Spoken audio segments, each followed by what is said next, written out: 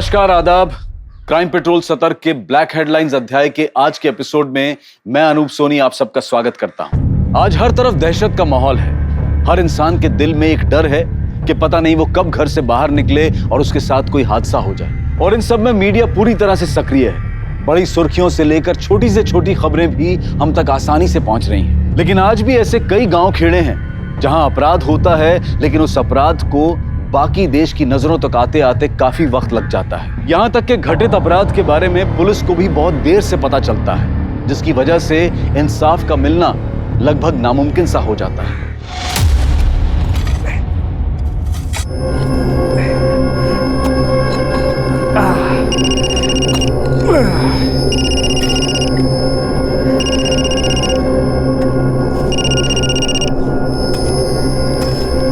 Hello. हाँ हाँ ठीक है, ये तो अर्धा सर। हाँ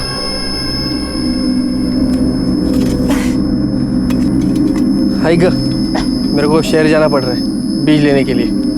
तू यहाँ का काम निपटा ले।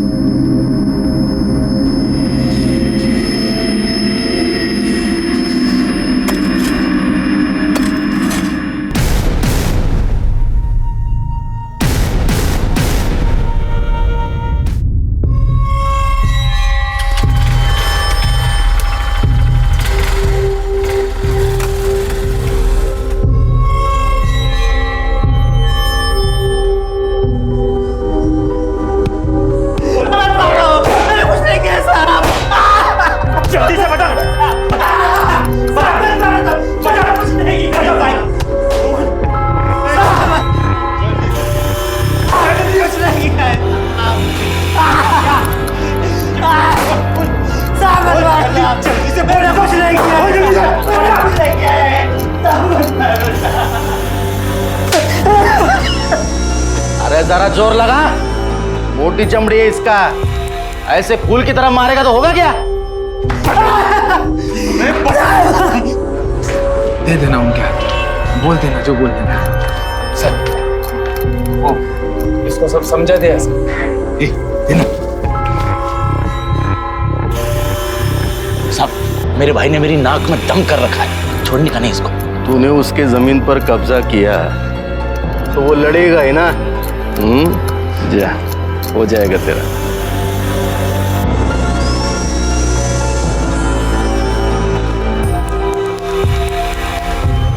ये ले तेरा हिस्सा। कड़क चाय बोल के ला अभी। आ भी रहा है सर।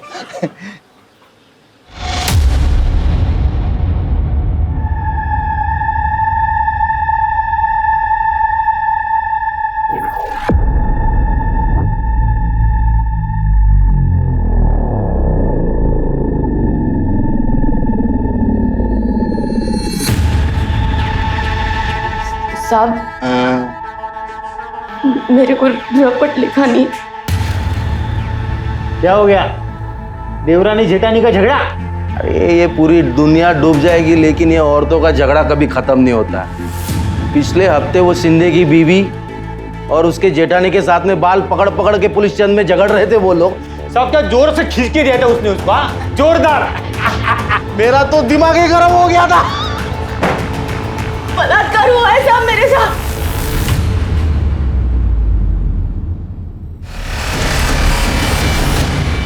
बलात्कार है?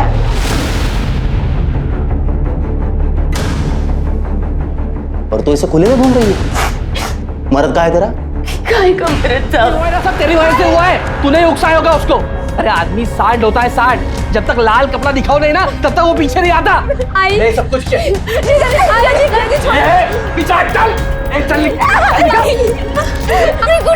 रहा, मजा कर रहा है। और तू कैसा आदमी है? तेरी बीवी का बलात्कार हुआ, उसको घर से निकाल रहा है। हाँ निकालूंगा, तेरे को भी निकालूंगा और तेरी हिस्से निकाल। आप ही बताओ इसमें मेरी क्या गलती है?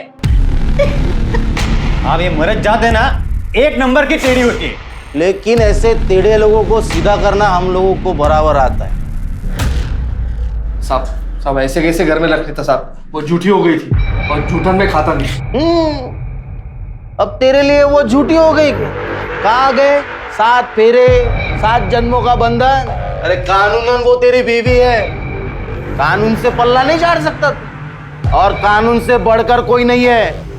अब कानून भी आप है और जज भी आप है, समझ गया ना गायत्री? क्या रे, रिश्वत देता है मेरे को? वो भी ऐसी चिंदी?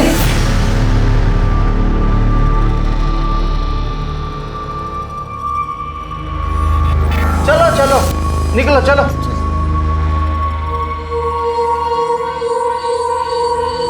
कितना भी नाटक कर ले, कितना भी जोर लगा ले, तुझे अपने घर में रहने नहीं दूंगा मैं। रहने नहीं दूंगा मतलब? साहब, साहब, सब देखो ना, वो लोग क्या बोल रहे हैं। सब घर में नहीं आने देंगे। सब उनको, सब देख क्या रहे हैं, कुछ बोलते क्यों नहीं? क्यों चिल्ला रही है? देख, तेरे साथ जो कुछ भी हुआ ना, वो तेरी ही गलती है। तू जब यहाँ पहली बार आई थी, आपने देखा था सब, इसका आंचल ऐसे ऐसे था। अब ऐसे बीच में आंचल रखेगी तो रेप तो होगा ही ना। शर्म नहीं आती आप लोगों को?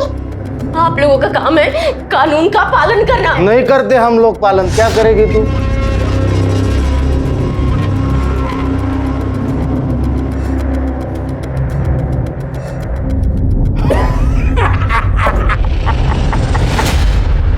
आदरणीय एसपी साहब, हम रामनगर गांव से ये पत्र लिख रहे हैं। हमारे साथ बहुत बुरा हुआ है। यहाँ की पुलिस उन बलात्कारियों को पकड़ ही नहीं रही। उल्टा हमारे पति के कहने पर वो चुप होकर बैठ गई है। हमारा पति हमें घर से निकाल रहा है। हमारी मदद कीजिए साहब। यहाँ की पुलिस से मदद मांगी लेकिन निराशा ही हाथ लगी। अब आप निराश करेंगी तो जनता का क्या होगा?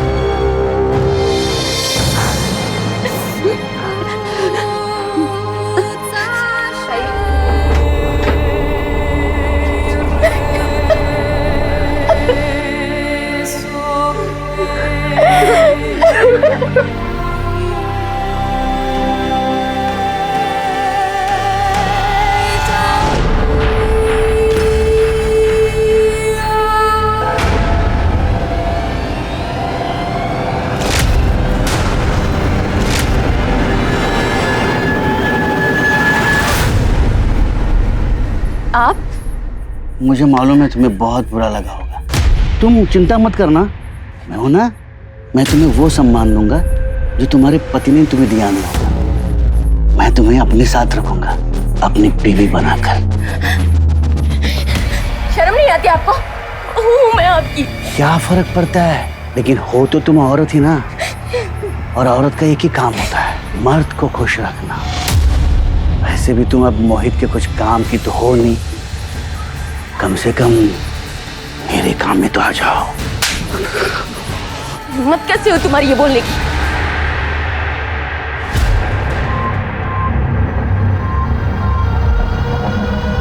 क्या रे?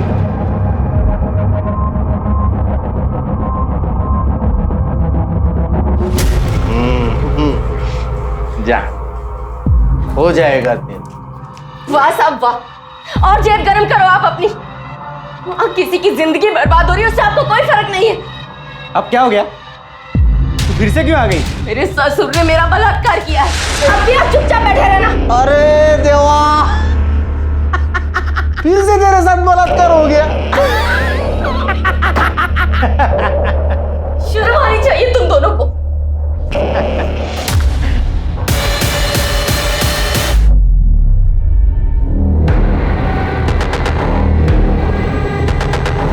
मनोहा, बच्ची को जरा घुमा के ला।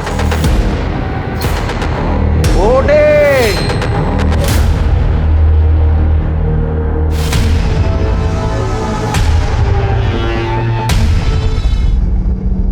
अब फिर से पुलिस स्टेशन आई ना, टांगे तोड़ देंगी तेरी। हाँ, तेरे बीबी का फिर से रेप हो गया रे। अब तो तू उसे घर से निकाल ही सकता है।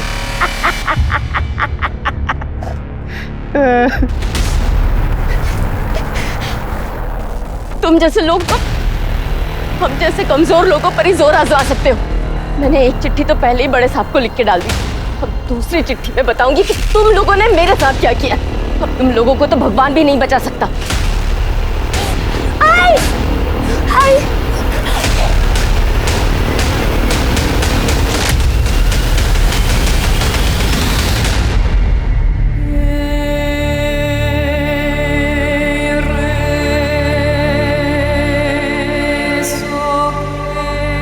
आई, तू क्यों रो रही है?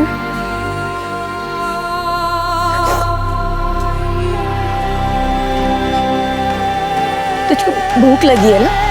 चल, घर चल। लेकिन बाबा ने तो हमें घर से निकाल दिया है। किट्टू, उस घर से हमें कोई नहीं निकाल सकता। घाबरो न को। हाँ, आई है ना साथ में। चल, हाँ?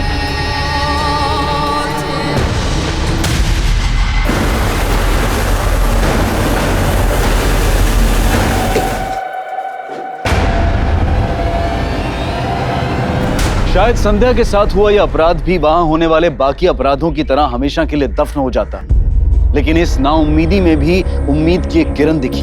संध्या ने जो चिट्ठी जिले के एसपी को लिखी थी, उस पर कार्यवाही हुई और क्राइम ब्रांच के ऑफिसर्स को वहां भेजा गया।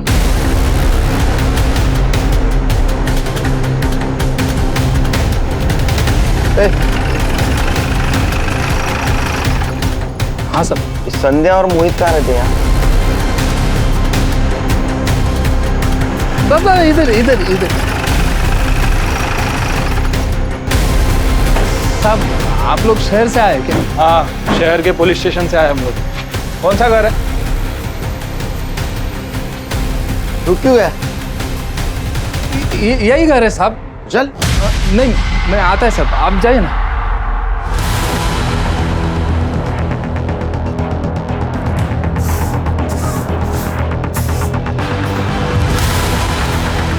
संध्या,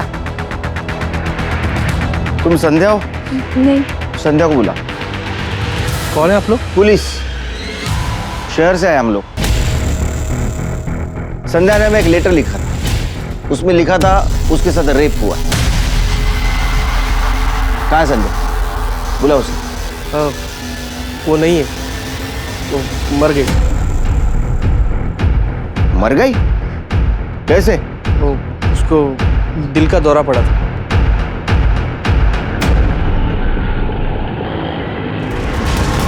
दादा रुक रुक। साहब, अरे क्या मनोहर, गांव में संध्या के घर शहर से पुलिस वाले आए हैं। क्या? चल जल्दी चल। ऐसे कैसे दिल का दौरा पड़ा? 15 दिन पहले तो उसने लेटर लिखा था। साहब वो बड़े सदमे में थी। अब उसके साथ जो हुआ वो हुआ ना साहब। तुम कौन हो उसके? मैं उसका पति हूँ। उसने लेटर में लिखा था कि तुम उसे और उसकी बेटी को तुम्हारे साथ रखना नहीं चाहते। साहब, वो बेइज्जती का डर था साहब। उस समय गुस्से में कह दिया। क्या करूं क्या नहीं कुछ समझ में नहीं आ रहा था साहब। आप ही बताइए ना, ऐसे समय में कोई अपनी बेटी और बीवी को घर से बाहर निकाल सकता है क्या?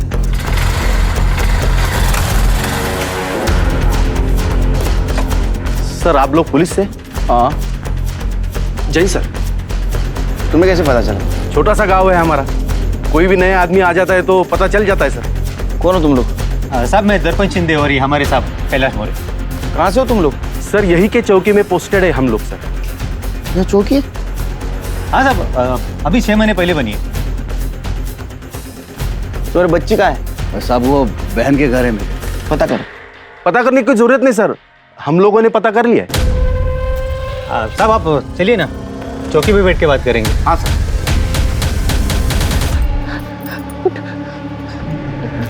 तू यहाँ सुनसान जगह पे क्यों पड़ी है?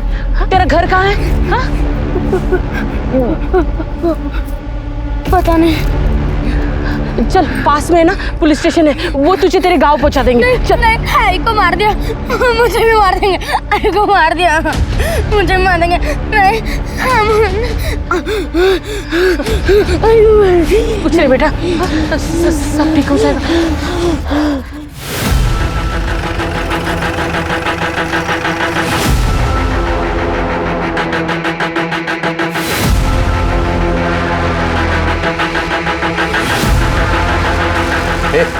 साहेब आले चहा घेऊन जा असं. ए रुको रुको रुको, ये तो गांव में था ना? हाँ हाँ सर, वैसे थोड़ी बहुत मदद कर लेता है हमारी. ए जा चाली का जा. आइए ना, आइए अंदर आइए, चलो आइए.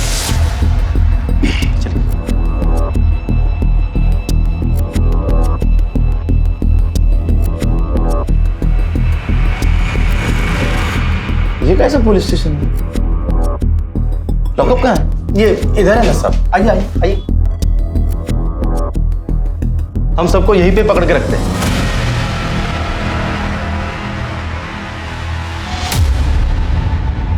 हाँ सर, वो गद्दा, वो क्या है कि रात में देर हो जाती है तो हम लोग यहीं पे सो जाते. वो डे नाइट काम करते हैं ना सर. सर आइए ना वहाँ पे. हाँ चलिए सर.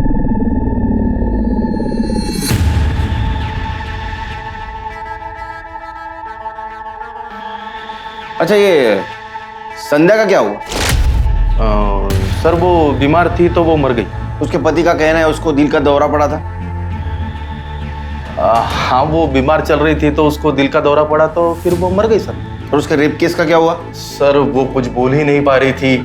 सिर्फ वो इतना बता रही थी कि कोई 2 आदमी आए थे और मुंह पे गमछा बांधे हुए थे. फाइल कहाँ है उसकी? फाइल है ना सर, यहीं पर है. लेकिन साहब अब वही नहीं रही तो क्या केस और क्या फाइल. उसने लेटर में लिखा था कि यहाँ की पुलिस उसको कोऑपरेट नहीं कर रही है और रिश्वत भी लेती है. नहीं नहीं, ऐसा कुछ नहीं है. हमने मोहित को समझाया था कि उसके बीवी को घर पे रखे, लेकिन वो सुनने को तैयार नहीं था साहब. अब क्या उसके घर के बाहर पुलिस बंदोबस्त तो नहीं लगा सकते ना सर, इसके कारण वो भड़क गई. साहब हमने उसके पति को बुला के समझाया भी था. हाँ. लेकिन वो माना ही नहीं.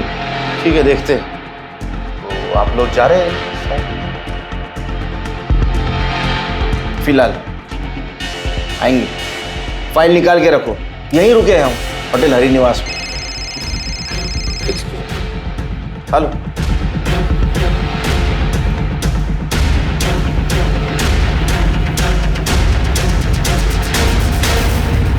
चिरके, मुझे गड़बड़ लग रही है.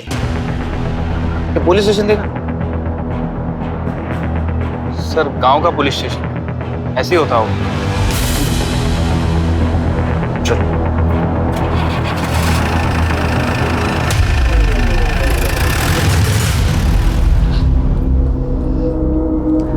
आज से तू यहाँ रहेगी. चल चल.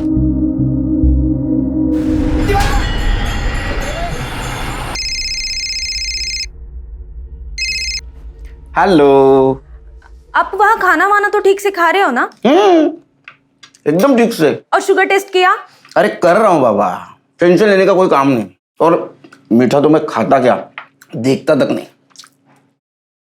अब टेंशन तो होगी ना, ऊपर से आपका फोन नहीं लगता. अरे मैंने बोला ना, यहाँ नेटवर्क का प्रॉब्लम है. तो काम कर, अगर कुछ इंपॉर्टेंट काम रहेगा ना तो दिन में यहाँ के पुलिस चौक में फोन किया कर. चलो को फोन बाद में करता हूँ. बाय. अरे हाँ आ जाओ. शिरके गुलाब जामुन अच्छा है.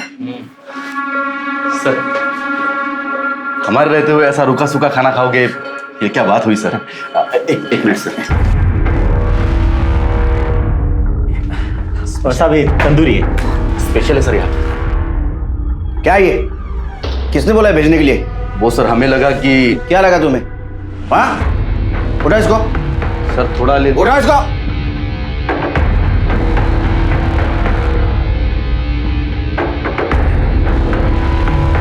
क्या बदतमीज लोग हैं ये शिरके. सर गांव की पुलिस है, ऐसे खिला पिला कर स्वागत सत्कार करने की आदत होती है. आप माइंड मत कीजिए सर. पता नहीं शिरके, तो मुझे कुछ ठीक नहीं लग रहा है. यहाँ के लोग, यहाँ की पुलिस, मानो सच कुछ और है और हमें कुछ और बताया जा रहा है. संध्या के बारे में कुछ पता है? क्या होता संध्या के साथ? मुझे नहीं पता है साहब. तुम्हें पता है? वो संध्या, उसका पति तो बहुत मारता पीटता था उसे. कितनी बार तो मैंने ही देखा है साहब. इधर इधर आ. याला घेऊ का शिरके? सर जाने दीजिए, गांव वाले हैं, पुलिस से डर रहे हैं. कोई किसी के लफड़े में पड़ने नहीं चाहता है. फिर पूछताछ जारी रखो, कोई ना कोई हमें खबर जरूर देगा. आइए। सर, ये आपसे कुछ कहना चाहते हैं। बोलो। साहब, आप संध्या के बारे में पूछ रहे हैं? हाँ। साहब, लेकिन मैंने आपको कुछ बोला, ऐसा किसी को बताना मत। डरो मत, बोलो। साहब, सच कहूँ तो बड़ी बदनसीब थी बेचारी। पति रोज मारपीट करता था उसे। अच्छा हुआ साहब मर गई। साहब, संध्या के 4 टुकड़े करके उसे कुएं में फेंक दिया था। कौन से कुएं में?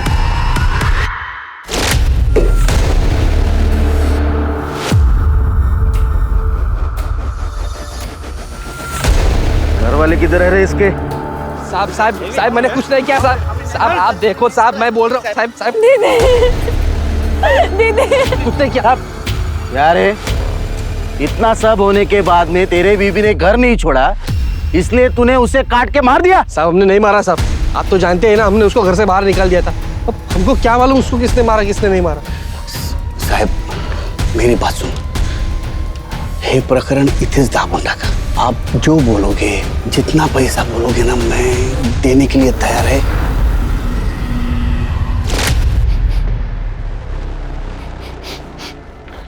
शिरके, लगता है ये कुआं कोई यूज नहीं करता, यहाँ कोई आता जाता नहीं। ए चड्डी, इधर कोई पानी भरने आता है? पहले आते थे सर, पर अब 10-12 दिन से कोई नहीं आता। क्यों? पता नहीं सर। जाओ। शिरके, कुएं के आसपास फॉरेंसिक करवा। अगर सच में संध्या को काट के इस कुएं में डाला है तो ब्लड के ट्रेसेस जरूर मिलेंगे। बेकार की बात है साहब, हमने खुद उसकी लाश देखी हुई है, उसके घर भी गए थे चौकसी करने। तो यहाँ के लोग ऐसा क्यों कह रहे हैं कि उसको मारकर उसके 4 टुकड़े करके कुएं में फेंका गया था? अब ये गाँव है, अभी लोगों को नहीं जानते साहब। आपसी दुश्मनी निकालने के लिए ये लोग सब ऐसी बातें बनाते रहते हैं। और ये जो मोहित है ना साहब, ये पैसे वाला है, उसकी काफी जमीन है, ऊपर से इकलौता है। ये सब लोग ऐसा चाहते हैं कि इसको अंदर कर लिया तो इसके जमीन पर कब्जा कर देंगे। एक बात समझ में नहीं आ रही है, संध्या ने लेटर में साफ साफ लिखा था कि उसके साथ बलात्कार हुआ है और यहाँ की पुलिस उसको कोऑपरेट नहीं कर रही। तो हो सकता है उसका खून हुआ हो और उसके खून के ऊपर तुम पर्दा डालने की कोशिश कर रहे हो। क्या बात कर रहे हो सर, हम लोग ऐसा क्यों करेंगे? वो तो हम पता लगा लेंगे। संध्या की मौत दिल का दौरा पड़ने से हुई, इस बात की पुष्टि करने के लिए तुम्हारे पास कुछ मृत्यु प्रमाण पत्र है उसका? वो तो नहीं है साहब, लेकिन बनवा लेंगे। क्या मैंने ये सुना है सच है कि उसे काट कर उसको कुएं में फेंका गया था? काट कर? साहब, कैसी बातें कर रहे हैं आप साहब? सच में ऐसा कुछ नहीं हुआ था साहब, लेकिन मेरी बीवी के साथ बलात्कार किया गया था, ये बात सच है। और वो किसने करवाया था ये मुझे मालूम है। किसने किया था? इसके और संध्या के सगे भाई ने। तुम्हारा भाई क्यों करेगा?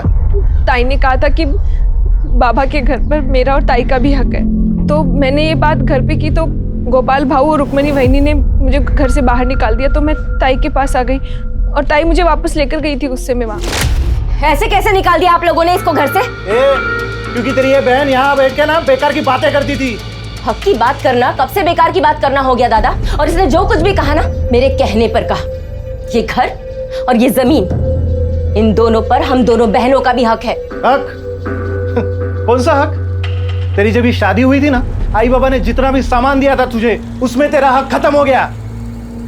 50,000 के सामान के लिए तुम 20 लाख की जमीन और घर पर हक जताना चाहते हो? देख, यहाँ खड़ी होकर ना बेकार की बातें मत कर। इस घर और जमीन में एक ढेला भी नहीं मिलेगा तुम दोनों को। देखती हूँ मैं कैसे नहीं मिलेगा हमें हमारा हक। मैं भी देखती हूँ तू क्या करती है। पता है ना मेरा भाई कौन है?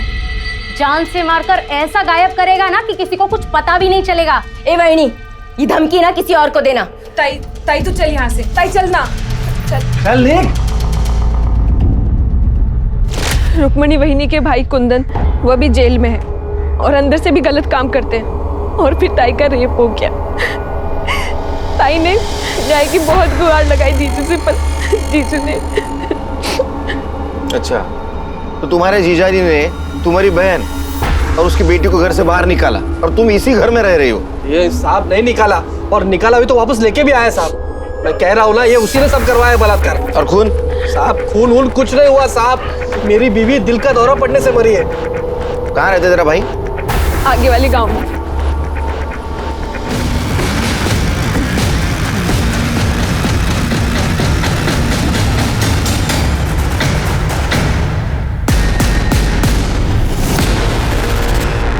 संध्या का बलात्कार? हमें इस बारे में कुछ नहीं पता साहब। लेकिन उनके घर वालों का तो कहना है कि तुम्ही ने उसका बलात्कार करवाया। मैं अपने बहन का बलात्कार क्यों करवाऊंगा? हाँ, मेरा झगड़ा था उसके साथ, लेकिन साहब मैं इतना भी नीचे नहीं गिर सकता। अपनी छोटी बहन कविता को घर से बाहर निकाला था ना तूने? हाँ, वो यहाँ बैठ के बेकार की बातें जो करती थी। अच्छा एक बात बता, इस संध्या के साथ क्या हुआ? उसकी मौत दिल का दौरा पड़ने से हुई या उसका खून हुआ? पता नहीं साहब, हमें तो बाहर से पता चला कि संध्या मर गई है। कुछ लोग कह रहे थे कि उसको दिल का दौरा पड़ा, कुछ लोग ये भी कह रहे थे कि उसको काट के फेंक दिया। तुम्हें क्या लगता है? मारा होगा साहब। वो जो मोहित है ना, वो संध्या को बिल्कुल पसंद नहीं करता था। अरे बाबा कहीं बोलशील की नहीं? लक्ष्मी आ रही है घरात, खुशी का मौका है भाई। क्या खुशी का मौका? मैं पहले ही बोल रहा था ये बच्ची को गिरा दो, मगर नहीं, अब तो इसकी बच्चेदारी भी निकल गई। अब कहाँ से आएगा बेटा? हाँ तो ये बेटी तो है ना हमारी, इसके सहारे जिंदगी काट लेंगे। मुझे नहीं चाहिए ऐसी बेटी और ऐसी जिंदगी। और ऐसे में उसकी मदद करने के बजाय तुम लोगों ने कविता को भी घर से बाहर निकाल दिया। तुम लोगों ने संध्या के केस की तहकीकात अच्छी तरह से क्यों नहीं की?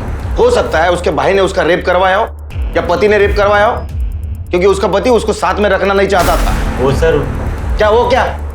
मुझे तो शक है उसकी मौत दिल का दौरा पड़ने से नहीं हुई, उसका मर्डर हुआ है। नहीं। और तुम लोगों ने पैसा लेकर वो रफा दफा किया है केस। अगर सच में ऐसा निकला ना, तुमको छोड़ूंगा नहीं।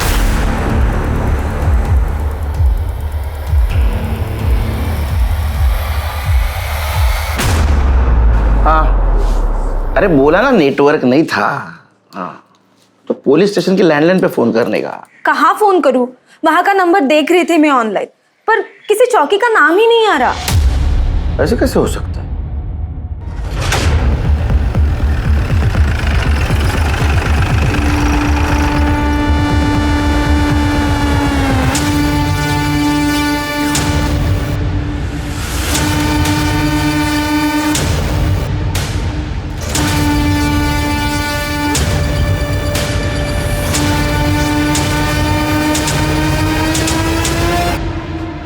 लगता है भाग गए। शिरके सर्च करो। काटे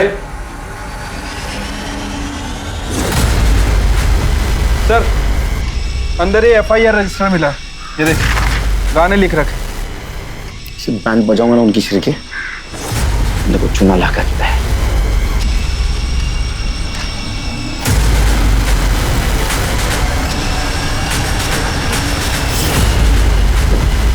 इधर कर, सीधा कर। ये लोग कहाँ गए? अरे बोल नहीं सकता, गूंगा है। ये नकली पुलिस स्टेशन है, ये लोग भी नकली थे। तेरे को पता था? चल लिख के बता, कौन थे वो लोग? लिख के बता, कौन थे लोग?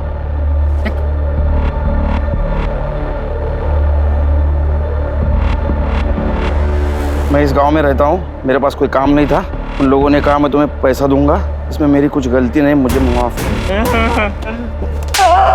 तो संध्या के साथ क्या हुआ था? गांव में देखो मनोहर है या गायब हो, उसको ढूंढ के निकालो। ठीक है सर। चल।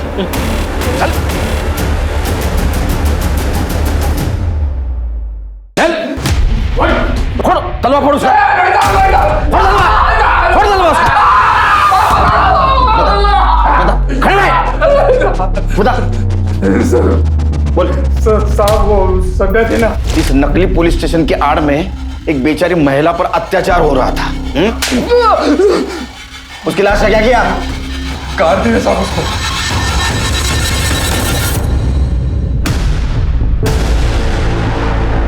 रुक रुक रुक, आराम से साफ करो, हाथ से साफ करो। चीर के बॉडी को पोस्टमार्टम के लिए भेजो। और देखो ये संध्या की बेटी किट्टू कहाँ? हमने ऐसे कई केसेस देखे हैं जहां कोई नकली पुलिस वाला बनकर आम जनता को परेशान कर रहा होता है, उनसे पैसे ऐंठ रहा होता है। लेकिन कैलाश और दर्पण ने तो पूरा का पूरा नकली पुलिस स्टेशन ही बना दिया था। अगर संध्या ने वो चिट्ठी ना लिखी होती तो उसकी मौत के साथ साथ उसकी कहानी भी हमेशा के लिए खत्म हो जाती। संध्या को क्यों मारा?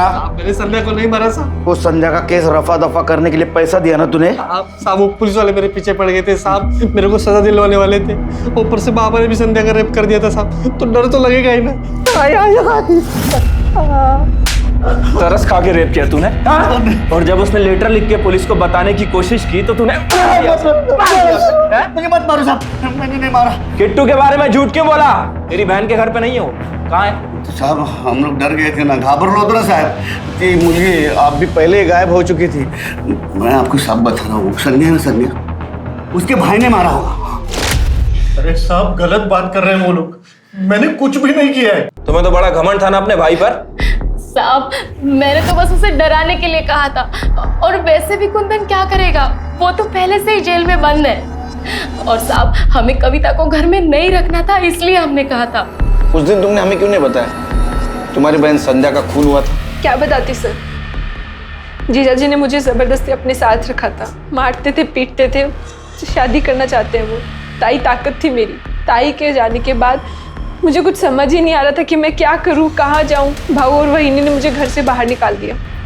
सर मेरे किट्टू को ढूंढ दीजिए सर, वो मेरी ताई की आखिरी निशानी है।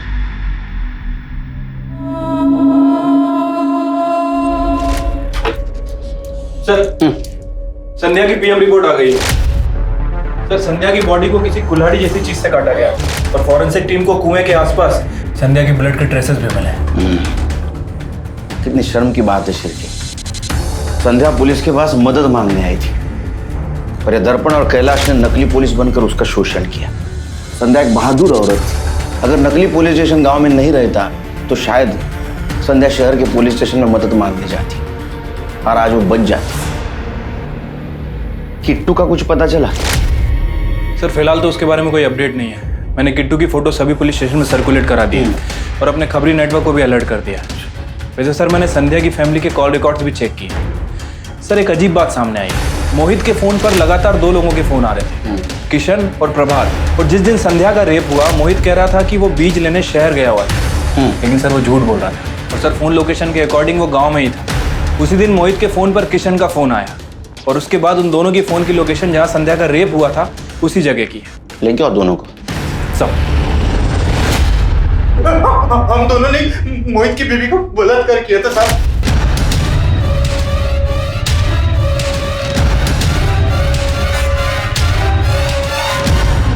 तो मोहित ने हमें वो बलात्कार करने के लिए पूरे 5,000 रुपए दिए थे साहब।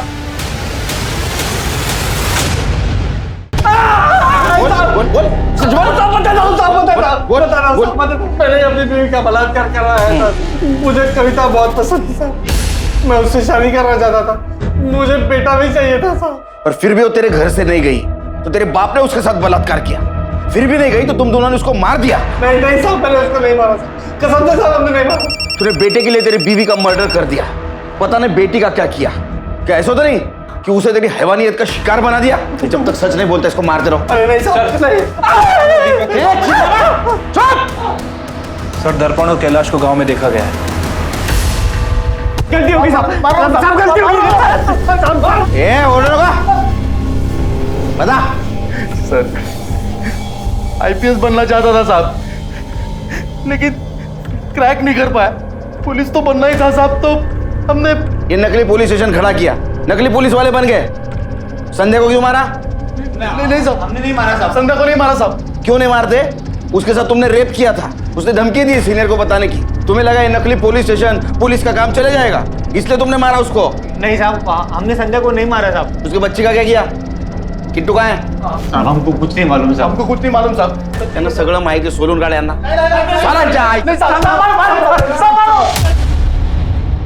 सर चाय एक्स्ट्रा शक्कर है ना? हाँ सर, डाक लेना। सर ये देखिए वीडियो वायरल हुआ है। राजू किराना स्टोर नायगांव, मतलब किट्टू मुंबई में।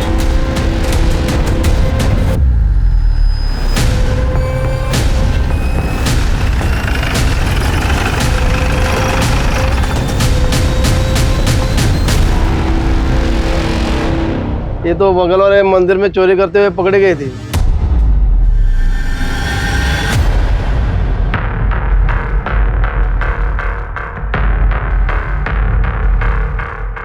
पूरा लगी हुई है।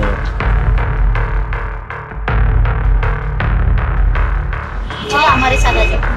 आंटी आंटी क्या है ये? ऐसा गलत काम नहीं करने का। अच्छे बच्चों मैंने फोटो देखो। ये लड़की को जानता है? ए, क्या हो रहा है ये? क्या पूछा बच्चे से? निकाले यहाँ से। सर, पुलिस वाले से ऐसी बात करते हैं? Sorry sir. बच्चों से गलत काम करवाते हैं ना, तो चोरी का? नहीं सर। किट्टू कहाँ है? किट्टू कहाँ है? किट्टू किट्टू कहाँ है?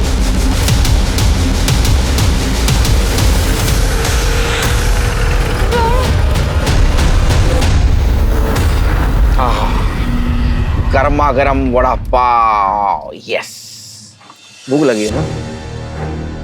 अच्छा बेटा, एक बात बताओ, तुम्हारे भाई को किसने मारा था? देखा तुमने उसे? हाँ। किसने?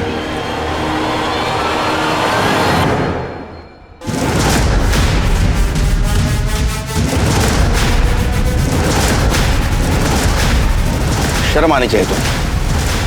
लेके चलो इनको। ताई मुझसे हमेशा कहती थी कि अपने हक की लड़ाई लड़, तो मैंने अपने हक के लिए लड़ी। मुझे लगा था कि उसका रेप हो गया तो वो चली जाएगी, लेकिन वो नहीं गई। उसका पति उसे नहीं, मुझे पसंद करता था। कहाँ जाती मैं? मुझे भी तो घर चाहिए था, परिवार चाहिए था, पति चाहिए था। बहू और वहिनी ने भी मुझे घर से बाहर निकाल दिया, लेकिन वो नहीं मानी तो मैंने उसे मार दिया।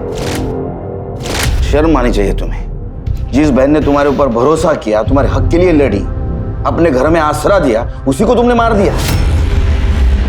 कोई बहन अपने बेहतर जीवन के लिए अपनी ही सगी बहन की हत्या कैसे कर सकती है? संध्या भले ही छोटे गांव में रहती थी, लेकिन उसे अपने अधिकारों का पता था। उसने ना सिर्फ अपने अधिकारों की लड़ाई लड़ी, बल्कि अपने ऊपर होने वाले अत्याचार के बारे में जिले के वरिष्ठ अधिकारियों को भी सूचित किया। ऐसे में हम सबकी भी जिम्मेदारी है कि अगर हम कुछ गलत होता हुआ देखें तो उसके बारे में पुलिस को सूचित करें, और अगर पुलिस उस पर कार्यवाही नहीं करती है तो वहां के वरिष्ठ अधिकारियों को इस बात की सूचना दें। नमस्कार, आदाब। मैं अनूप सोनी क्राइम पेट्रोल सतर्क के ब्लैक हेडलाइंस अध्याय के आज के एपिसोड में आप सबका स्वागत करता हूं। आज देश के हर छोटे बड़े शहर में महिलाएं अपने परिवार की जीविका चलाने के लिए तरह तरह का काम कर रही हैं। ये विमेन एम्पावरमेंट का दौर है। आज हम महिलाओं को हर तरह का सपोर्ट देने की बात करते हैं, लेकिन वहीं दूसरी तरफ इस विचार की एक अलग तस्वीर भी देखने को मिलती है। आज का एक केस विभा नाम की लड़की से जुड़ा है, जो एक तेजी से बदलते शहर मेरठ में अपना खुद का वजूद बनाना चाहती थी, लेकिन एक रात उसके साथ वो हुआ जिसने उसका वजूद ही हिलाकर रख दिया। हमारे समाज में एक औरत का वजूद सिर्फ उसका जिस्म है।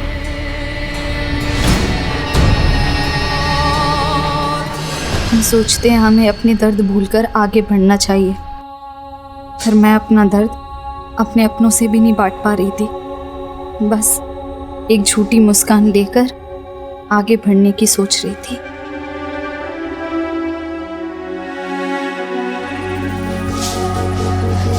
रेडी हो गई विभा? हाँ पापा, लेकिन पापा इस बार का संडे आपके साथ नहीं बिता पाऊंगी। वो प्रॉपर्टीज के क्लाइंट ना संडे को ही ज्यादा अवेलेबल होते हैं।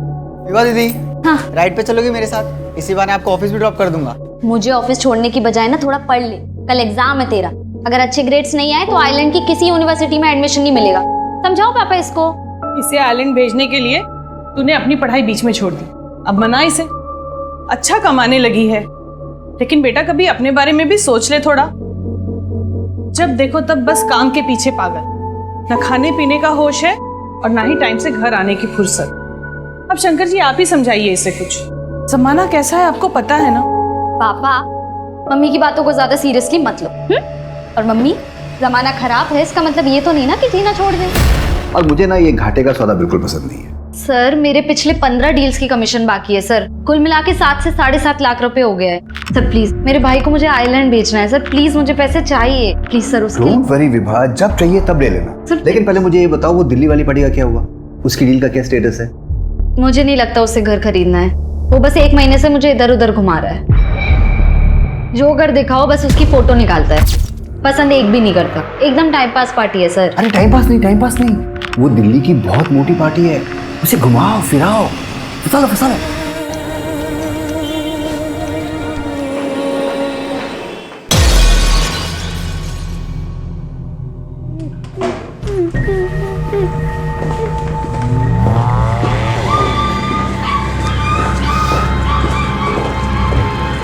हाँ माँ, मैं आ रही हूँ। अरे बस कॉलेज से निकली हूँ, पहुँच जाऊंगी। जी हाँ आ रही हूँ। चोर पकड़ो, चोर।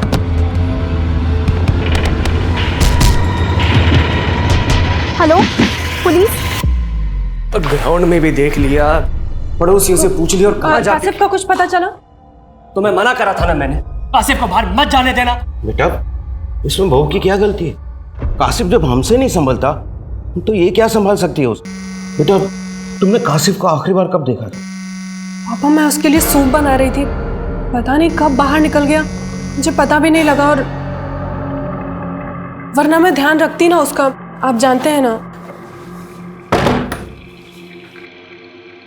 हाय, तुम्हारा भाई कासिफ?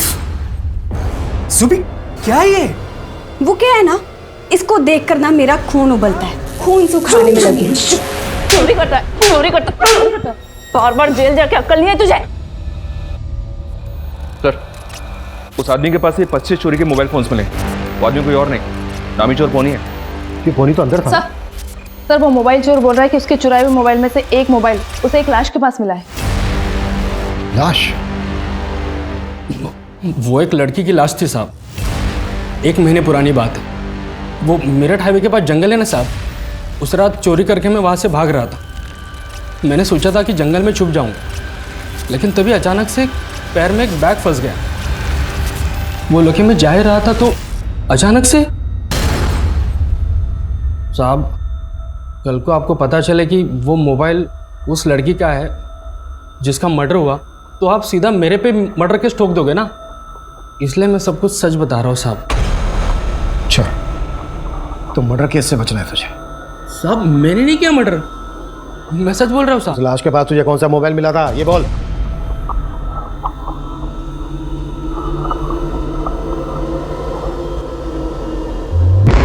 ये था साहब। पक्का ये था ना? हाँ साहब यही था।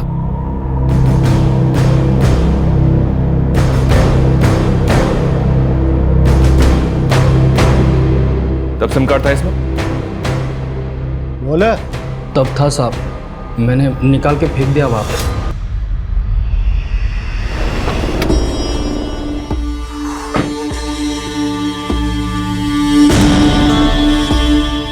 याद है ना मैंने क्या समझाया?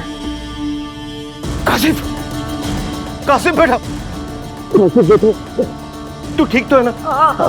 क्या हुआ? अरे हो झील के पास पहुंच गया था, वहीं खेलते खेलते गिर गया होगा। वो तो मेरे एक दोस्त ने देख लिया, फोन करके बता दिया मुझे। फालतू में डर रहे थे। शुक्र है अल्लाह का बेटा। अरे अंदर लेके जाइए ना। हाँ, पट्टी उट्टी करो आरजू की। हाँ फिर हाँ मिल गया। हाँ बोलो। कासिफ को छोड़ने की कीमत याद है ना तुम्हें?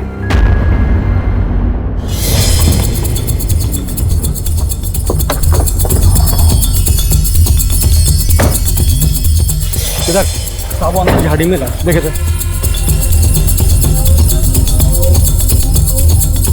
सब वहाँ।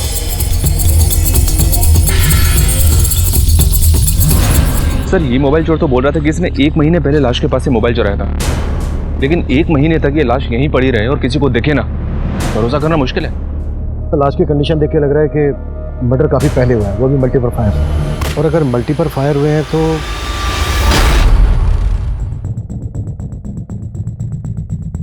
ये तो बुलेट है सर। इसने बताया था कि मोबाइल से सिम कार्ड निकालकर तोड़कर फेंक दिया था। सबको बोलो चेक करें कि यहाँ पे कोई टूटा हुआ सिम कार्ड मिलता है क्या।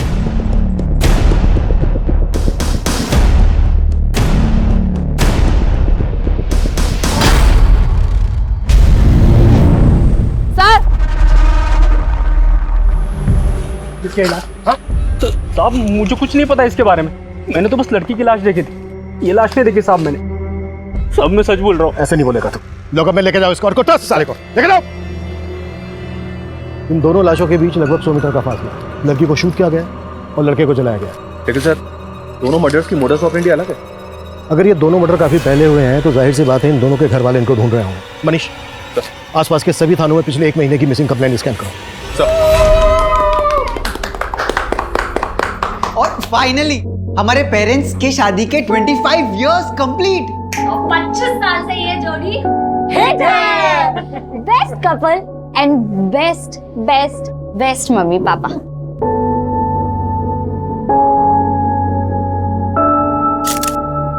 अपनी हंसी से सबको खुश रखते थे, पर अचानक से एकदम सब कुछ बदल गया। 1 महीना गुजर गया और विभा को हमेशा समझाती थी उसको कि बेटा संभल के रहा कर, लेकिन उसने मेरी एक भी नहीं सुनी। मम्मी विभा दीदी आ जाएगी। और पापा मेरे फ्रेंड के फादर की एमएलए से बोलचाल है, हम उनसे बात करते हैं ना, वो पुलिस पे प्रेशर डालेंगे तो वो अच्छे से काम करेंगे। सर लाश इतनी लेट रिकवर हुई कि रेपिस्ट कड़ी ने नहीं मिल सका, पर सर लड़की का प्राइवेट पार्ट बुरी तरह से डैमेज्ड है सर। लेकिन ये दोनों हत्या एक साथ नहीं हुई है, इस लड़के की हत्या इस लड़की की मर्डर के तकरीबन 1 हफ्ते बाद हुई है। मतलब जिस दिन इस लड़की का रेप और मर्डर करके उस एरिया में से फेंक दिया गया, उसके 1 हफ्ते के बाद इस लड़के को बेहोश करके मारा गया उसी एरिया में। Yes sir. इन दोनों के किलर एक होते हैं। लड़की का रेप और मर्डर करने के बाद वो क्राइम सीन पर 1 हफ्ते के अंदर ही दोबारा आने का रिस्क क्यों लेते हैं? तो मतलब सर आप कहना चाह रहे हैं कि ये दोनों केस अलग अलग हैं?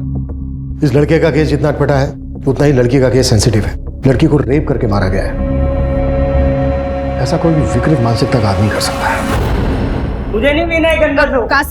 कासिफ चलो बैठो बैठो। ये सूप आपको सिर्फ फिजिकली ही नहीं मेंटली भी स्ट्रांग बनाएगा।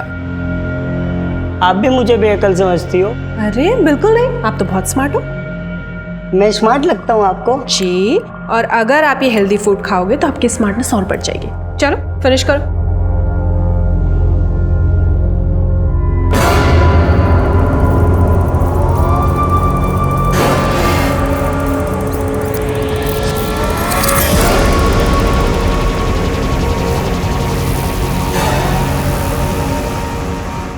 तुम जाओ चाय बनाओ, मैं खाना खिलाता हूँ, जाओ। इतना करंट लगा तेरे दिमाग में, इतने झटके लगे फिर भी दिमाग ठिकाने नहीं आया तेरा। पता नहीं किस मिट्टी का बना है। फिनिश करे सर।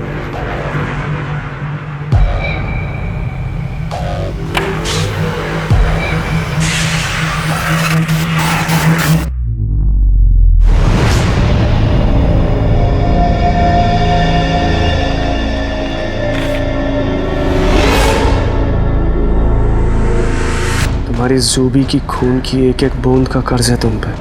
कासिफ को छोड़कर कन्नी काट ली मुझसे।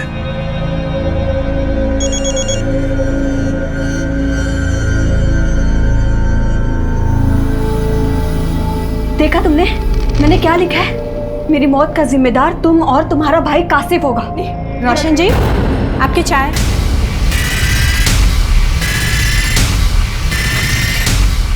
अरे अरे क्या हुआ? करंट लगने वाला है। हाँ करंट लगने वाला है? तो फॉरेंसिक ने कंफर्म किया है जो बुलेट्स हमें लड़की की डेड बॉडी से मिले थे वो इन्हीं छल्लों के जो हमें क्राइम सीन से मिले थे। 0.9 mm बोर की कंट्री मेड पिस्टल का इस्तेमाल किया गया इस मर्डर में। खबरों को काम पर लगा दो और इलीगल्स आर्म सप्लायर्स की डिटेल निकालो जो इस तरह की 9 mm कंट्री मेड पिस्टल बेचते हैं। उनसे हमें लड़की के रेपिस्ट और किलर्स की कोई लीड मिल सकती है। हाँ बोलो। सर उस लड़की के मोबाइल के IMI नंबर से पता चला है कि वो फ़ोन विभा नाम की लड़की का था और सर विभा मेरठ की रहने वाली थी। सर 16 अक्टूबर की रात को उसके पेरेंट्स ने उसकी मिसिंग कंप्लेंट दर्ज करवाई थी दौलतपुरा थाने में।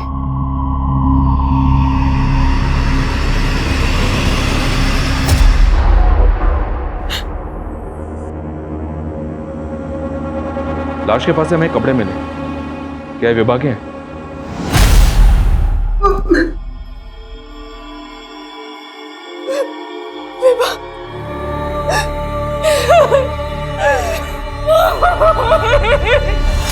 शामली के इलाके में मिली और आप लोग रहते हैं मेरठ में। 16 अक्टूबर की रात जब वो मिसिंग हुई तो क्या वो यहाँ शामली आने वाली थी? सर उस रात को वो अपने ऑफिस से सीधा घर ही आने वाली थी। उसका ऑफिस भी मेरठ में ही है। मेरठ पुलिस से हमें पता चला कि विभा अपने ऑफिस से शाम को 7 बजे निकल गई थी। तो यहाँ शामली इलाके में आपका या विभा का कोई जानने वाला रहता है? नहीं सर।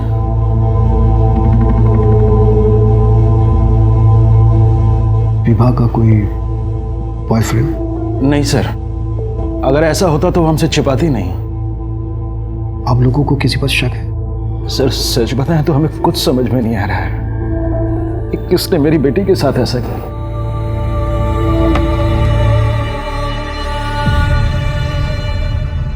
अब पता लग रहा है कि तुम्हें मेरे खून की भी परवाह है और अपने भाई के खून।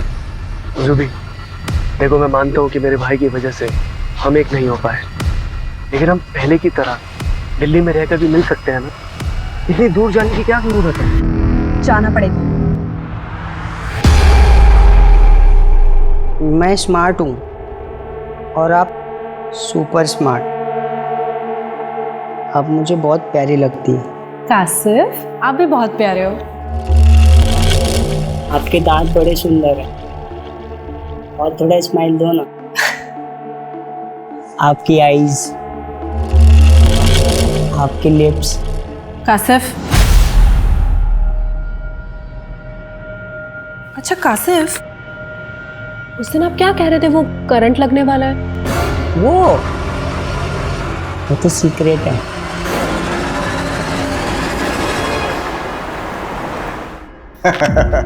दिल्ली का प्रदूषण आपको फिर से मेरठ खींच लाया। मैं तो हमेशा के लिए मेरठ में बसना चाहता था, लेकिन तुम्हारी जो ये एजेंट है विभा,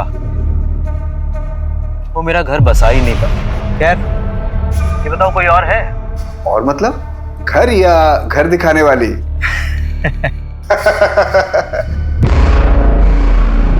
एक मिनट मैं आपको बाद में कॉल करता हूँ, इमरजेंसी है। शामली? सर विभा शामली क्यों गई, मुझे इसके बारे में कोई आइडिया नहीं है। उस दिन जब वो ऑफिस से गई थी तो उसने मुझे ऐसी कोई बात बताई भी नहीं थी। सर कल मैं डायरेक्टली साइट पे आ जाऊंगी। वो मोदी नगर प्रोजेक्ट का फ्लैट दिखाना है क्लाइंट को। हाँ, लेकिन क्लाइंट को हाथ से जाने मत देना। फंसा लेना। जा जाओ। Okay sir. उस रात वो करीब 7-7:15 बजे ऑफिस से निकली थी, तो मुझे लगा था कि वो घर गई होगी। हमें पता चला है कि शामली में भी तुम्हारे कुछ हाउसिंग प्रोजेक्ट है। हाँ है, लेकिन विभा शामली का एरिया नहीं देखती थी। वो तो मेरठ और मोदी नगर ही देखती थी। देख नादिर, विभा का सिर्फ मर्डर ही नहीं हुआ है बल्कि गैंग रेप भी हुआ है। अगर तू कुछ भी झूठ बोल रहा है ना तो अभी। सर हमारा धंधा एजेंट्स के भरोसे ही चलता है और विभा मेरी बेस्ट एजेंट थी। मैंने भी एक एफिशिएंट एजेंट खोई है सर, और आप मुझ पर ही शक कर रहे हैं। ये नादिर मुझे कुछ ठीक नहीं लग रहा है। इसके बारे में सब कुछ पता करो और विभा के कलीग से भी मिलो, शायद उनसे कुछ मिल जाए। सर, अरे 1 महीना के ऊपर हो गया, हम तुमको देखे तक भी नहीं है और तुम हमारा फोन काट दे रही हो। तबरेज, मैंने कहा ना मैं तुमसे बात नहीं कर सकती। तो ठीक है ना, एक बार मिल लेते हैं यार। नहीं तुम सब। कासिफ, ऐसे किसी के कमरे में नहीं झांका करते।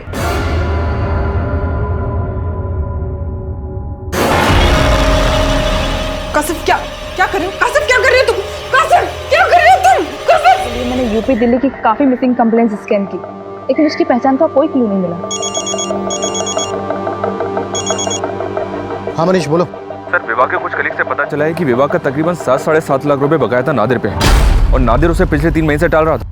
विभा का इतना सारा बकाया था नादिर पर, तो इसके बारे में विभा के पेरेंट्स को भी पता होना चाहिए। विभा दीदी ने हमें ऐसा कुछ नहीं कहा, लेकिन 1-1.5 महीने पहले। मोबाइल बंद कर और पढ़ाई पे ध्यान दे। तेरे आइलैंड जाने के लिए पैसों का बंदोबस्त कर दिया है मैंने। विभा दीदी ने कभी ये तो नहीं कहा कि उन्होंने पैसों का इंतजाम कहाँ से किया, लेकिन वो श्योर थी कि मुझे आयरलैंड भेजने के लिए पैसों को लेकर प्रॉब्लम नहीं होगी। उसने नादिर को लेकर कभी कुछ? नहीं सर, नादिर सर के बारे में कुछ नहीं कहा।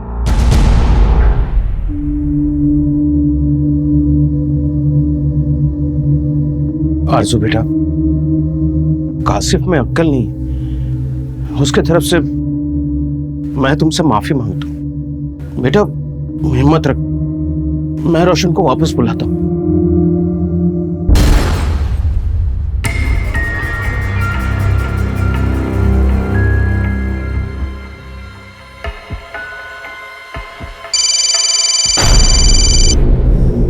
अरे पापा, अरे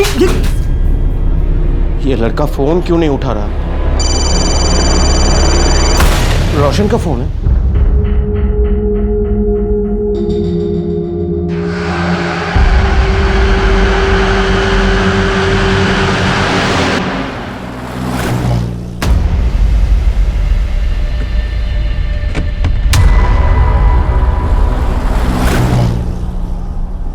सर मैंने कुछ नहीं किया सर। मालूम किया हमने, गन है ना तेरे पास, जिसे लेकर तू अपने भतीजे की शादी में नाच रहा था? इसी गन की नोक पर तूने विवाह का रेप किया है ना? अब ये बोल, और कौन कौन थे तेरे साथ? सर ऐसा कुछ भी नहीं है सर। ये माना कि मुझे विवाह को 7 लाख रुपए देने थे, लेकिन सिर्फ 7 लाख रुपए के लिए तो तू ऐसा करेगा नहीं। अब ये बोल, विवाह के साथ तेरी क्या दुश्मनी थी जितनी जरूरत थी कि तूने उसके साथ? सर विवाह के लिए मैंने कभी भी गंदी नजर नहीं रखी सर। और ये जो गन है इसके लिए मेरे पास लाइसेंस है सर। सर वो गन मैंने सिर्फ और सिर्फ अपनी सेफ्टी के लिए ली थी, और विवाह के साथ मैंने कुछ भी नहीं किया था सर। लेकिन सर एक आदमी ऐसा है जो ये कर सकता है सर। अच्छा, कौन है वो आदमी? सर मेरा क्लाइंट है पुष्कर, बहुत ही अजीब टाइप का इंसान है। विवाह के मर्डर के करीब 1 महीने पहले विवाह ने उसको बार बार लगातार कई घर दिखाए। There's no place like home. और जैसा घर आपको चाहिए, ये घर बिल्कुल वैसा ही है पुष्कर जी। अब Pushkar ji sorry, please no photos. Actually हमारी एक्सक्लूसिव प्रॉपर्टी है। Okay fine. वैसे मुझे प्रॉपर्टी पसंद है। Oh nice. वैसे थैंक गॉड आपको कुछ तो पसंद आया। विवाह में हर चीज़ बहुत सोच समझ के पसंद करता हूँ, और एक बार कोई चीज़ मुझे पसंद आ गई तो मैं उसे अपने हाथ से नहीं जाने देता, फिर चाहे मुझे जो कुछ भी करना पड़े।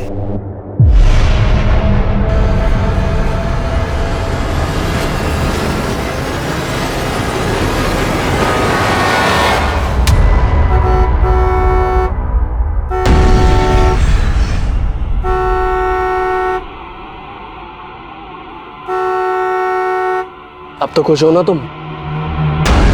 अब तो परेशान नहीं करोगी मुझे?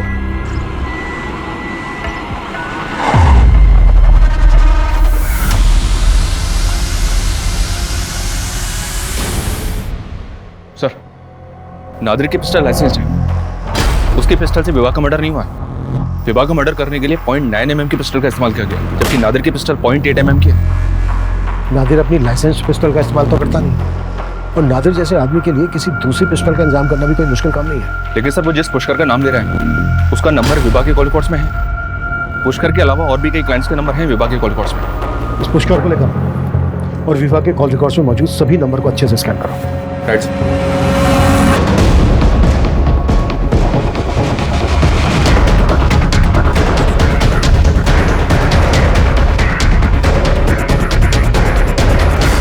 पीछे हटो, पीछे हटो, पीछे चेक करो इन सबको।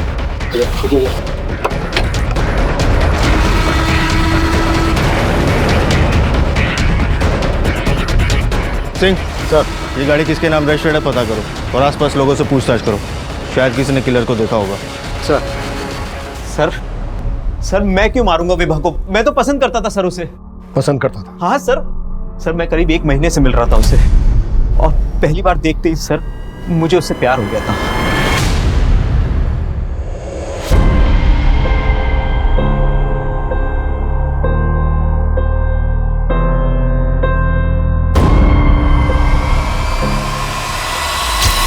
और सर मैं अपनी फीलिंग्स अपने अंदर दबा के नहीं रखना चाहता था, इसलिए thank you so much. Finally आपको कुछ तो पसंद आया। विवाह में हर चीज बहुत सोच समझ के पसंद करता हूँ, और एक बार कोई चीज मुझे पसंद आ गई तो मैं उसे अपने हाथ से नहीं जाने देता, फिर चाहे मुझे जो कुछ भी करना पड़े। ये सब बोल के आप क्या कहना चाहते हैं?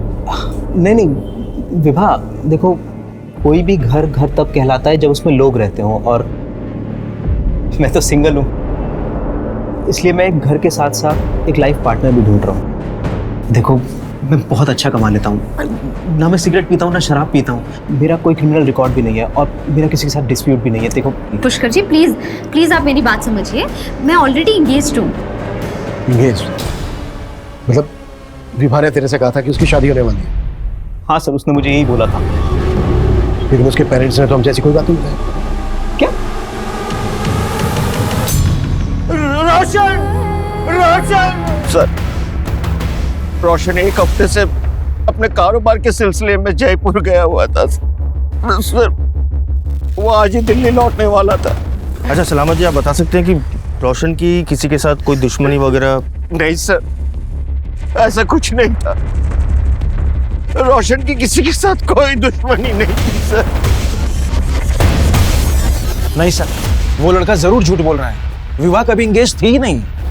देखिए शंकर जी, हम पुष्कर की बात पे भरोसा नहीं कर रहे हैं, पर यह भी तो हो सकता है कि विवाह की जिंदगी में वाकई में कोई लड़का हो जिसे वो पसंद करती है। प्रेजेंट में ना सही, पास्ट में सही। सर, विवाह का कोई अफेयर नहीं था, लेकिन हाँ 4 महीने पहले हमने उसकी एंगेजमेंट करवाई, पर वो रिश्ता भी टूट गया। किससे करवाई थी आप लोगों ने एंगेजमेंट उसकी? आलोक सचदेवा NRI है सर, हमारे पड़ोसी जस्सी की जान पहचान का लड़का। शंकर जी कहने के लिए आयरलैंड से हैं, लेकिन उनको शादी इंडियन लड़की से करनी है। एकदम स्वदेशी विचार है, अभी तक भारतीय संस्कार बसे हुए हैं। आप मुझसे उम्र में इतने बड़े हैं, फिर आपने अभी तक शादी क्यों नहीं की? मैं आपसे झूठ नहीं कहूँगा, मेरी पहले भी शादी हुई थी, लेकिन चल नहीं पाई। हमारा डिवोर्स हो गया था। और सर, विभा भी इस शादी के लिए तैयार हो गई थी। हमने तो शादी की तैयारी भी शुरू कर दी थी। विभा, अरे ओ विभा, देख तो ये कैसा लग रहा है। क्या बात है, ऐसे मुंह क्यों लटका हुआ है तेरा? अरे दीदी, आप टेंशन क्यों ले रहे हो? मैं भी तो आयरलैंड रहूंगा ना, आप बोर नहीं होंगे वहाँ? आशुतोष, पर हम दोनों आयरलैंड चले जाएंगे तो मम्मी पापा यहाँ अकेले पड़ जाएंगे ना। नहीं बेटा, जब हमारा मन नहीं लगेगा ना तो हम आ जाया करेंगे तुझसे मिलने। पर पापा, मैं ये शादी नहीं कर सकती। क्यों बेटा, क्या हो? मैं आपको और मम्मी को छोड़ के इंडिया के बाहर नहीं जाना चाहती। सर, अपने चाहता कि वो अपना फैसला बदल ले, लेकिन हम सब फोर्स नहीं करना चाहते थे, इसलिए रिश्ता तोड़। ठीक, आप लोग हमें इस आलोक और उसकी फैमिली की डिटेल दीजिए। आलोक सचदेव की भूमिका पता करने के साथ साथ विभा के कॉल रिकॉर्ड्स में मौजूद हर नंबर को खंगाला जा रहा था। कई illegal arm dealers, sex offenders और हिस्ट्री शीटर्स को राउंड अप किया जा रहा था। वहीं विभा के साथ मिली लाश की पहचान का कोई क्लू नहीं था और उसे अज्ञात लाश मानकर। तबरेज, मैंने तुम्हें कहा ना मुझे फोन मत करो, अभी रोशन का मर्डर हुआ। अगर किसी ने मुझे तुमसे बात करते हुए देख। किससे बात कर रही थी? Hello hello. तबरेज, ये तबरेज कौन? कहीं इसके लिए तुम दोनों ने मेरे बेटे को तो नहीं मरवा दिया ना? बस कीजिए, आप मेरे ऊपर इल्जाम मत लगाइए, वरना मैं भी सबको बता दूंगी कि आपके छोटे बेटे ने मेरे साथ क्या किया। ये बोलकर तुम अपना गुनाह नहीं छुपा सकती हो।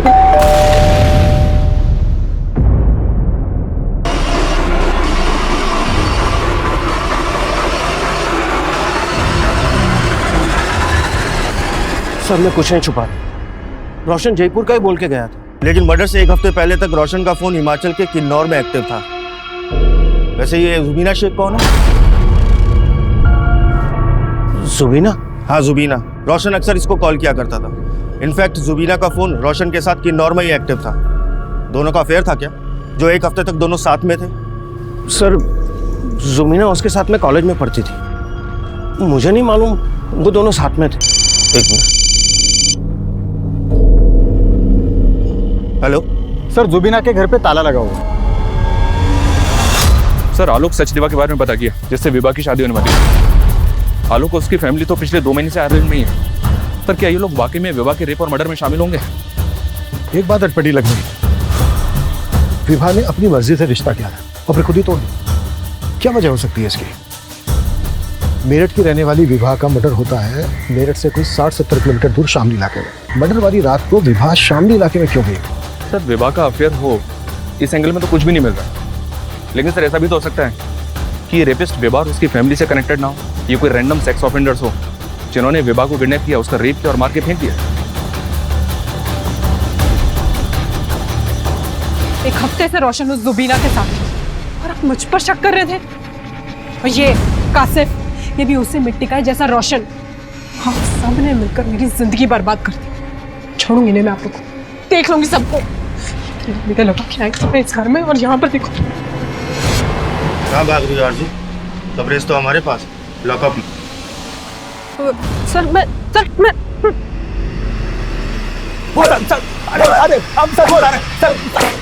हम मानते हैं कि आरजू के साथ हमारा अफेयर था शादी से पहले, लेकिन हम उसके पति को नहीं मारे सर, हम सच कह रहे हैं।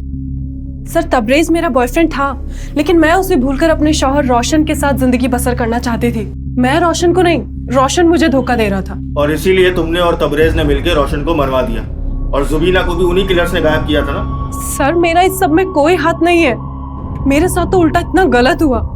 रोशन का छोटा भाई कासिफ, सर उसने मेरे साथ रेप करने की कोशिश की, और अब आप मेरे ही ऊपर रोशन के मर्डर का शक जता रहे हैं। और सर हमको तो पक्का यकीन है कि इसमें आरजू का भी हाथ नहीं हो सकता है, ये कोई और ही है जो बहुत बड़ा गेम खेल रहा है।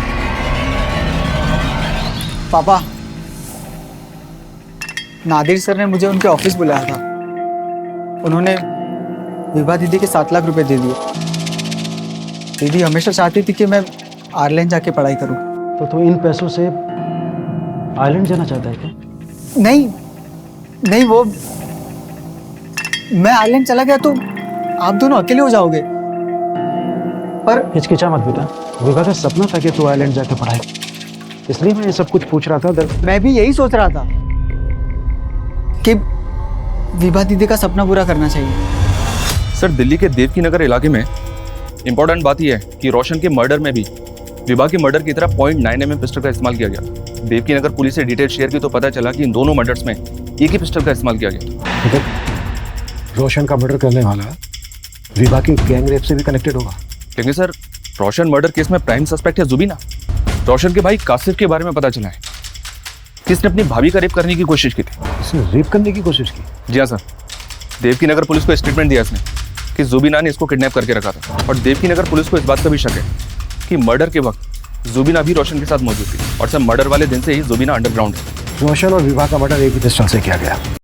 जुबीना और जुबी का कनेक्शन अब विभा मर्डर केस से जोड़कर देखा जा रहा था, लेकिन विभा और जुबीना का कोई कनेक्शन पुलिस को नहीं मिल रहा था। दिल्ली पुलिस के साथ साथ यूपी की शामली पुलिस भी अब जुबीना की तलाश में जुट गई थी, और आखिरकार जुबीना को दिल्ली में उसके रिलेटिव्स के घर से अरेस्ट कर लिया गया। विभा? सर मैं किसी विभा को नहीं जानती, और मैं उसका रेप क्यों करवाऊंगी? विभा को उसी गन से शूट किया गया है जिस गन से रोशन को मारा गया। तुम रोशन के मर्डर में भी इन्वॉल्व थी, और विभा को भी तुम ही ने मरवाया। सर मैंने रोशन को नहीं मारा, मैं सच कह रही हूँ। रोशन के भाई ने स्टेटमेंट दिया है हमें कि तुमने उसे किडनैप किया था। उसे किडनैप करके तुम रोशन को ब्लैकमेल कर रही हो। तो आप उस सरफिले लड़के की स्टेटमेंट पे भरोसा कर लेंगे? ऐसे नहीं मुखलेगी, मुखलवाओ। सर मेरी बात तो सुनिए सर। सर उस बेअक्ल लड़के ने खुद मेरी जिंदगी खराब कर दी। ऐसा क्या था उसने जो ऐसा बोल रही हो? सब मैं रोशन से बहुत प्यार करती थी, और हमारे घर एक दूसरे का आना जाना लगा रहता था। एक दिन रोशन और उसके फादर कासिफ को मेरे घर छोड़कर कहीं बाहर चले गए थे, और कासिफ ने मेरे साथ बदतमीजी करने की कोशिश की। हम दोनों मिलकर चॉकलेट खाएंगे ना। अरे कासिफ पुलिस को सब कुछ बताऊंगी जाकर। नहीं बेटा। रोशन और उसके फादर ने मुझे पुलिस स्टेशन आने के लिए रोका। रोशन हमेशा कहता था कि वो मुझसे शादी करेगा, लेकिन उसके फादर ने उसकी शादी उस आरजू से करवा दी। मैं सच कह रही हूँ सर, मैं रोशन को सिर्फ पाना चाहती थी। मैंने पानी से की तो मरवा दिया उसको। मैंने उसे नहीं मारा सर, उसे तो उस एसयूवी वाले लड़कों ने मारा है।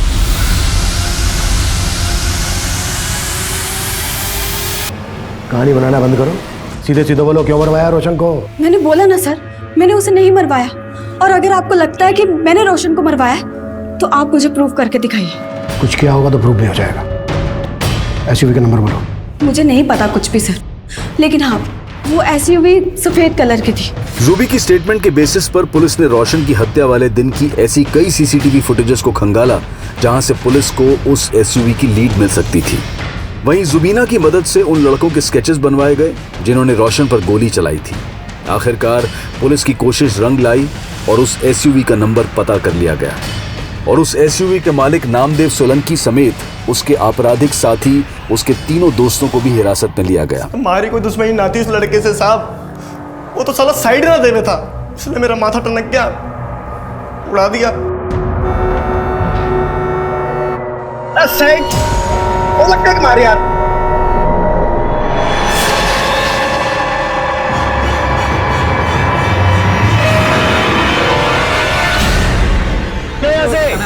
गाड़ी का लगा दिया आपने साले। तो विवाह का गैंग रेप तुम लोगों ने किया है? कौन विवाह? ना साहब, हमने कोई गैंग रेप नहीं किया। अच्छा, विवाह का मर्डर तुम लोगों की गन से किया गया है? तो साहब गन तो हमने किराए पे ली थी अपने दोस्त से। किस लिए ली थी? साहब वो एक को डराने के लिए ली थी। गन किस दोस्त से ली थी?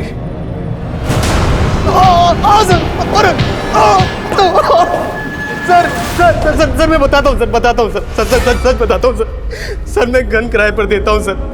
उन तीनों लोगों को मैंने ही दी थी सर। और जिस गन से विवाह का मर्डर हुआ वो गन मेरी थी सर। लेकिन सर मैं सच बता रहा हूँ सर, मैंने उसको नहीं मारा सर। तो फिर किसने मारा? किसको दी थी तूने अपनी गन? और कौन कौन इन्वॉल्व है इसमें? बोल!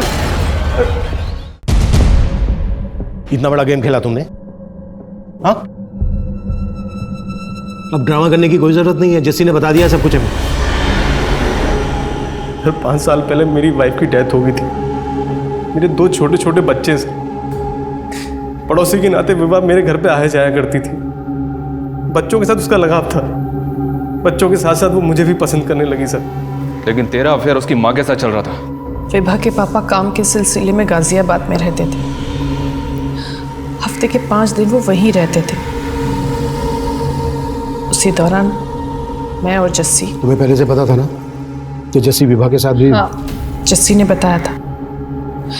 उसने बताया था कि विभा उसे चाहने लगी है और वो उसे शादी भी करना चाहती है। मैंने विवाह को किसी तरह समझा कि शादी के लिए मना किया और तरुणा के कहने पर मैंने विवाह के लिए रिश्ता खोजा। खुद से दूर करने के लिए आपने मेरी शादी फिक्स कराई है ना? विवाह, अब इन बातों का कोई मतलब नहीं है। मेरे 2 बच्चे हैं, तुम अच्छे से जानती हो। तुम मुझसे कैसे शादी कर सकती हो? तो क्या हुआ, आलोक भी तो शादीशुदा है। जब आप उससे मेरी शादी फिक्स करा सकते हो तो खुद भी तो कर सकते हो ना। सर वो लड़की हो गई थी, उसने मेरे लिए शादी का रिश्ता तोड़ दी और उसको पता नहीं था कि मेरा उसकी माँ के साथ। लेकिन सर एक दिन उसने हम दोनों को देख लिया था सर।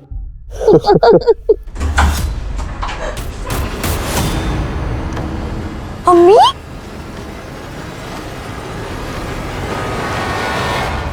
दिन ब दिन विभा के तेवर बदलते जा रहे थे। वो अपने पापा को कभी भी सब कुछ बता सकती थी।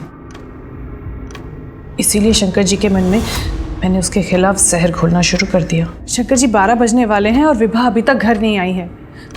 मुझे टेंशन हो रही थी, इसलिए मैंने आपको फ़ोन किया। और एक बात मैंने आपको बताई नहीं है, आजकल आए दिन उसको अलग अलग लड़के घर छोड़ने आते हैं और कुछ पूछो तो उल्टा जवाब देती है। बाय पापा।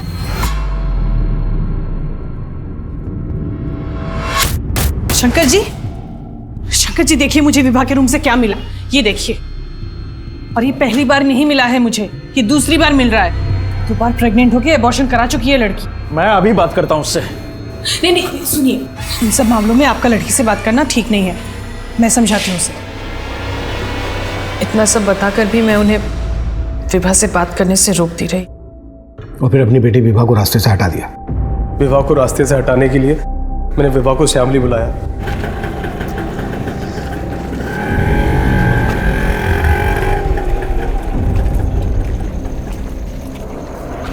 बोलो, क्यों बुलाया? क्या हुआ? इतनी रात को क्यों बुलाया मुझे? अरे क्या बताऊं, पानी सर से ऊपर चला गया है। ये लड़की 4-5 लड़कों के साथ शामली में पार्टी करने चली गई है। अरे तो रोका क्यों नहीं तुमने उसे? अरे रोका, लेकिन सुनती कहाँ है वो मेरी।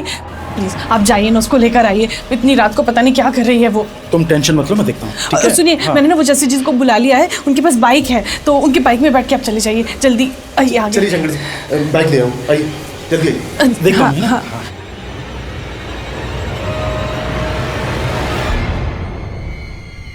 जस्सी, ये गन? ये गन उन लड़कों को डराने के लिए। अब बैठ बैठ बैठ, चल चल जल्दी चल। और रास्ते में प्लान के मुताबिक मुझे तरुणा का फोन आया। मैंने ऐसे जताया शंकर को कि मुझे इन्फॉर्मेशन मिली है कि विवाह जंगल में गई लड़कों के साथ। उसके बाद मैं शंकर के साथ जंगल में गया, तो जैसे ही विवाह को शंकर ने देखा तो मैंने कभी सोचा नहीं कि मेरी बीवी मेरे साथ इतना बड़ा धोखा कर रही है। तुमने अपनी बीवी पर आंख मूंद के भरोसा कर लिया, पर कम से कम एक बार अपनी बेटी से तो बात करते, उसकी तो सुनते। यही तो गलती हो गई साहब। उस रात भी मेरी बेटी मुझसे कुछ कहना चाहती थी, लेकिन मैंने उसकी एक नहीं सुनी और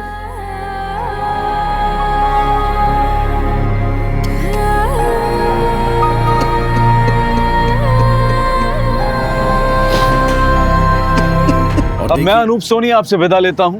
फिर मुलाकात होगी क्राइम पेट्रोल सतर्क के ब्लैक हेडलाइंस अध्याय में एक और नए केस के साथ। और याद रखें, क्राइम और आपके बीच में सिर्फ इतना फर्क है कि आप कितने सतर्क हैं। सतर्क रहें, सुरक्षित रहें। जय। इस तरह के और भी एपिसोड देखने के लिए हमारे चैनल को सब्सक्राइब करें और बेल आइकन दबाना ना भूलें।